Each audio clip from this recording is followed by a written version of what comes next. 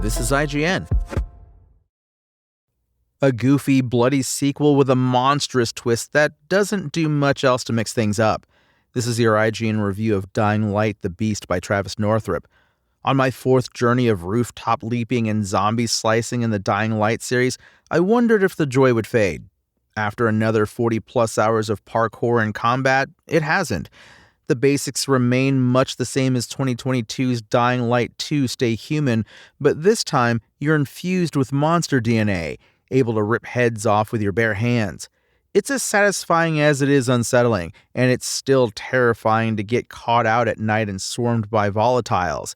The big letdown is that the beast doesn't add much beyond its hulking out mechanics, and after a decade of limited innovations, surprises are scarce. Still, this series remains reliably entertaining, and I enjoyed every side quest and climbing puzzle I could find. This sequel continues the story of Kyle Crane, now a half-man, half-beast, capable of leaping 50 feet and screaming loud enough to damage the undead. The plot is thin, pitting you against a generic Bond-style villain on a revenge quest that unfolds predictably. Still, it's a good excuse to chase bosses and side quests that are usually better written, sometimes even silly. The characters you meet are lively enough to make conversations worth sticking around for. Progression comes from hunting genetically modified zombies called chimeras and injecting their blood. These fights unlock new mechanics like charging through crowds or grappling midair with force.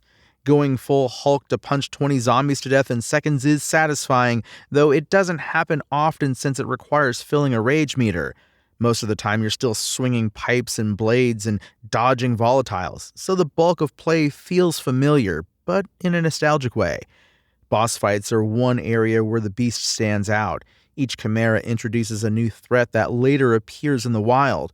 One skeletal type leaps across rooftops before lunging claws first, while a brutish ghoul turns invisible, forcing you to track sounds in the dark.